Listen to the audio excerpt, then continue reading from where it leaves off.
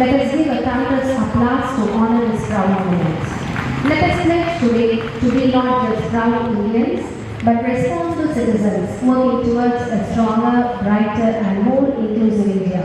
Let us all sing our national anthem, and as we sing our national anthem and watch the tricolor soar high, let us renew our commitment to One India, Great India.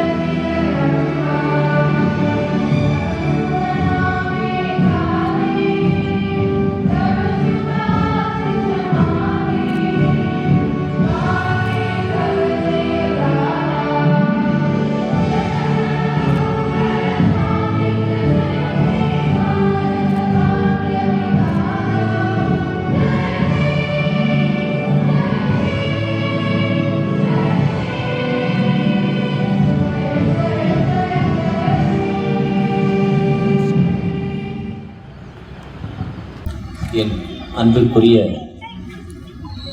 அருமையான நம்மோடு சிறப்பு விருந்தினராகிய PC ஐயா அவர்களே மற்றும் கல்லூரியில் இருக்கும் principal மற்றும் vice principal ஆசிரியர்கள் மற்றும் அனைத்து கல்வி வளர்ச்சிக்காக பாடுபடுகிற அனைத்து மக்களையும் சிறப்பாக நம்மோடு இருக்கிற அன்பு கொஞ்சம் பிள்ளைகள் இருந்தாலும் அந்த பிள்ளைகளையும் வாழ்த்துகிறேன். இந்த 79வது சுதந்திரம் என்பது மிகவும் ஒரு சிறப்புடையது. வேதம் எவ்வாறு சொல்லுது, ஒரு மனிதனுடைய ஆயுசு நாட்கள் 70, வெள்ளத்தின் மிகுதியால் என்பது ஒரு மனிதனை பற்றி சொல்கிறது. அந்த வயதுக்குள் அவன் செய்ய வேண்டிய காரியங்களை எல்லாம் செய்து முடித்து மறுமை வாழ்வுக்குள் கடந்து போக வேண்டும் மனித வாழ்வு. நம்முடைய சுதந்திரம், நம்முடைய விடுதலை என்பது 79 ஆண்டுகள் கடந்து வந்திருக்கிறோம். ஆகஸ்ட் 15ஆம் தேதி நள்ளிரவில் கொடுக்கப்பட்டது என்று போகிறப்ப காலையில் என்னோடு இருந்தது சிறந்த நண்பர் ஜீவகுமார் செல்லில் ஆன் பண்ணார். ஒரு சினிமாக்காரர் கேட்குறார், ராத்திரி சுதந்திரம் மட்டும் எனக்கு எப்படா தெரியும், இப்போ பகலில் கொடுத்துருக்கோம் நீங்கன்னு சொன்னார். அவர் காமெடி ஆக்டர் சொன்னோன்னே எனக்கும் ராத்திரியில் கொடுத்த ராத்திரியாகவே தான் இருக்குது, விடுஞ்சிருக்காங்கிறப்போ உண்மையான ஒரு மக்களுக்கு விடுதலை வந்திருக்கான்னு சொல்ல முடியல. நம்முடைய நாடு, நம்முடைய மத்திய அரசு சொல்லும் ஒரே நாடு, ஒரே இனம், ஒரே மொழி. நம்முடைய நாட்டு one nation, one language, one people, எல்லாம் ஒரே மக்கள்னு இன்னைக்கு நம்முடைய அரசாங்கம், மத்திய அரசாங்கம், நடுவண் அரசாங்கம் சொல்லி கொண்டிருக்கு. ஆனால் அந்த அப்படி ஒரே மாதிரி ஒரு அமைப்பு இந்தியாவில் இருக்கான்னா இல்லை. நான் கடந்த நாட்களில் வாட்ஸ்அப்பில் ஒரு சம்பவத்தை கேட்டேன். ஏசியன் தியாலஜிக்கல் கல்லூரியில் ஒரு சகோதரி படித்து முடித்து ஏழில் வாழும் ஜனங்கள் பெரிய வெளிச்சத்தை காண வேண்டும் மிஷன் படிக்காக ஆப்பிரிக்கா கண்டத்துக்கு போகிறாங்க. ஆப்பிரிக்கா கண்டம் என்பது மிகவும் சின்ன சின்ன நாடுகள் கொண்டது, வறுமை நிறைந்த பகுதி, மக்கள் கலாச்சாரத்தில் முன்னேறாத ஒரு பகுதி. ஆப்பிரிக்காவில் உகண்டாவுக்கு மட்டும் நான் போயிருக்கேன், மற்ற நாடுக்கு நான் போகல. உகண்டாவுக்கு மட்டும் போயிருக்கேன். உகண்டாவுக்கு போனதுக்கான ஐஎம்எஸ்டைய ஃபவுண்டர் வேதனா ஐஎம்எஸ்டைய சாமுல் உகண்டாவுக்கு தன்னுடைய காப்புக்களை கழட்டி கொடுக்குறார் அங்கே மக்களுக்கு, ஏழை மக்களுக்கு. அதனால் உகண்டா மக்களை பார்ப்பதற்காக கடந்து போனோம். ரொம்ப வறுமை. அவங்களுடைய உணவு இன்றைக்கி கலாச்சாரம் கிழங்கு, உருளைக்கிழங்கு, சீனி கிழங்கு, மரவள்ளி கிழங்கு, பச்சை கீரைகள். அவங்க எங்களை வரவேற்று எங்களுக்கு கொடுத்த உணவெல்லாம் இயற்கை உணவு தான், அவங்க அதான் சாப்பிட்றாங்க. ரொம்ப எளிமையான மக்கள், ஏழை மக்கள். அதேமாரி போயிருந்தாங்க. நம்ம மினிஸ்ட்ரி கேப் போயிருக்கப்போ சாப்பாடு லன்ச் டைம் வந்தது. இப்போ நமக்கு எல்லாத்துக்கும் அது முடிஞ்சோன்னா பிரேக்ஃபாஸ்ட் கொடுக்க போகிறோம். எல்லாத்துக்கும் ஒரே பிரேக்ஃபாஸ்ட்டு. ஆனால் இப்போ நாங்கள் லீடர்ஸ்க்கு ஒரு ரூம் இருக்கும், ஏசி ரூம் இருக்கும், டீச்சர்ஸ்க்கு ஃபேக்கல்ட்டிக்கு ஒரு ரூம் இருக்கும், நான் டீச்சிங்க்கு ஒரு ரூம் இருக்கும், அங்கே ஒர்க்கர்ஸ்க்கு ஒரு ரூம் இருக்கும். இப்போ இல்லை, அது மனசளவில் இருக்குது எல்லாத்துக்கும். அப்படி அவங்க அப்படி எதிர்பார்த்து போனாங்க. ஏன்னா அந்த அம்மா ஒரு ஹைஃபை படிச்சு போன அம்மா. ஆனால் ஒரே டேபிளில் ஒரே ஒரு சட்டி, ஒரே வெசலில் மொத்தமாக கொட்டிட்டாங்க. எல்லாரும் அதுலேருந்து கை வச்சு சாப்பிடணும். யார் வெளியேருந்து வந்தவங்களும் ஹேண்ட் வாஷ் கூட கிடையாது, சாண்ட்விச்சை கூட போட்டு ஹேண்டை க்ளீன் பண்ண அப்படியே ஆடுறாங்க, அப்படியே சாப்பிட்றாங்க. இந்த அம்மா அதை பார்த்துட்டு அப்படியே ஒரு மாதிரி நின்றுச்சு. எல்லார் கையும் படுது. ஒரு கைப்பட்ட உடனே அந்த மாவானது குளித்து விடுது. மனிதனுடைய தன்மை அது. அதுதான் இட்லிக்கு தோசைக்கு கையை வச்சு கரைப்பாங்க, அது புளிக்கணுங்கிறது தான். அதான் மனிதனுடைய தன்மை. எல்லா மக்களும் கைவிட்டு அந்த உணவு எப்படி இருக்கும். ஆனால் அதை ரொம்ப சொய்த்து சாப்பிட்றாங்க. இந்த அம்மா ஒரு மாதிரி அதை பார்த்துட்டு நின்ட்டாங்க, ஷாக் ஆகி. பார்த்துட்டு நின்ன பிறகு இந்த அம்மாவுக்கு ஒரு ஆண்டவருடைய வேத வசனம் வந்து என் கால்களுக்கு தீபமும் என் பாதைக்கு வெளிச்சம் என்று வேத வசனம் சொல்லுது. கர்த்தருடைய வேதத்தின்படி நடக்கிற உத்தம மார்க்கத்தார் பாக்கியவான்கள். கர்த்தருடைய வேதம் குறைவற்றதும் ஆத்மாவை உயிர்ப்பித்ததும் காணப்படுகிறது. கர்த்தருடைய வேதத்தை நம்ம ஆண்டவர் நம்மோடு பேசுனாங்க பார்த்தியா. நான் கலாத்தியர் 3:28 சொல்கிறேன், கொலோசியர் 3:11 சொல்கிறேன். யூதன் என்றும் இல்லை, கிரேக்கன் என்றும் இல்லை, அடிமை என்றும் இல்லை, ஆண் என்றும் இல்லை, பெண் என்றும் இல்லை. கர்த்தருடைய சிருஷ்டி எல்லாம் ஒன்று தான். மனிதனுடைய ஏற்றத்தாழ்வு இல்லை.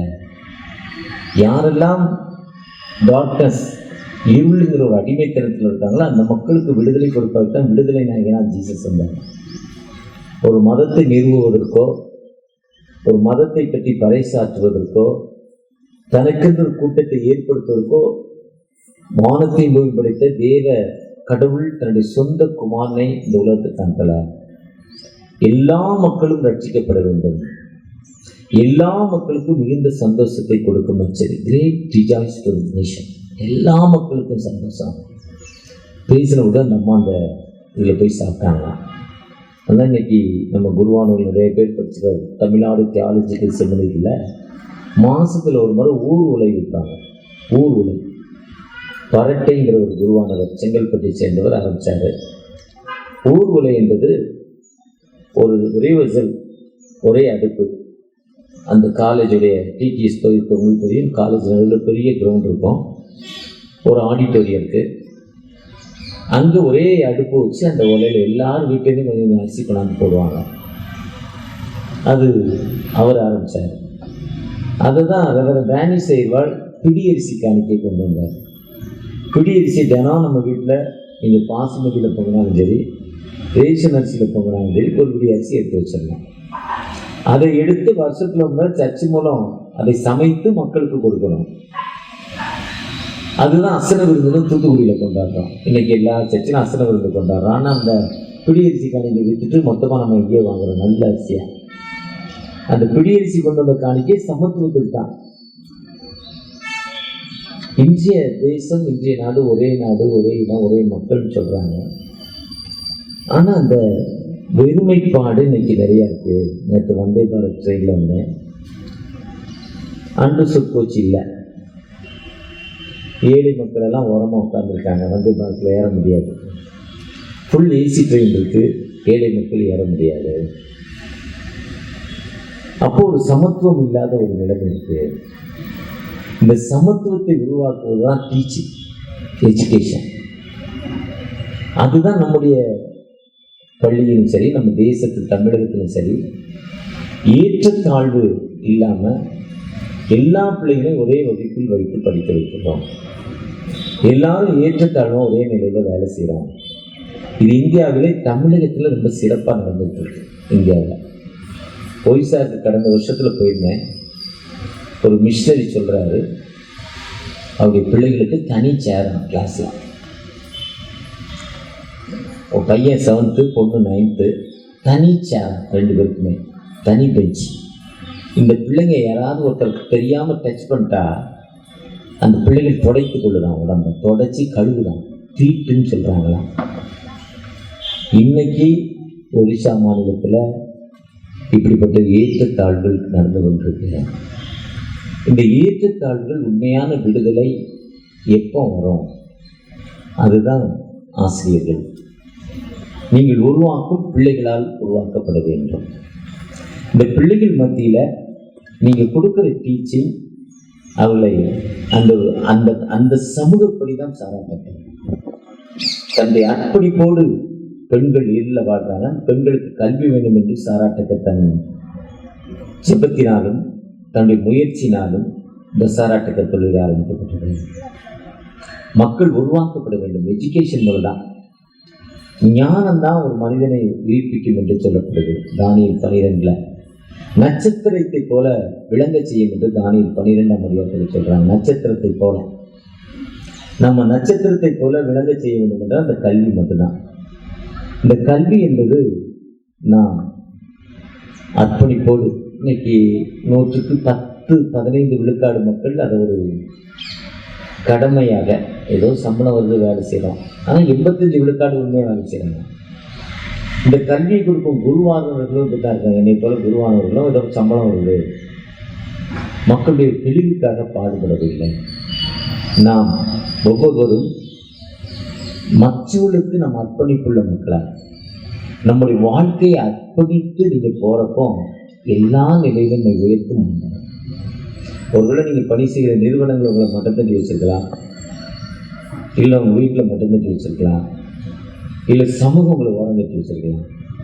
ஆனால் கடவுள் அப்படிப்பட்ட மக்களை ஒரு காலம் விடுவதில்லை, அர்ப்பணிப்பு கொடுக்கும் ஆண்டவர். அப்படிப்பட்ட சுதந்திர தின வாழ்த்துக்களோடு உங்களை வாழ்த்துகிறேன். ஆண்டவரின் ஆசீர்வதிப்பாக மீண்டும் இந்த ஐயா கிச்சன் ஏரியாவை அன்போடு வாழ்த்தி வரவேற்கிறேன். ஆமென். God bless you.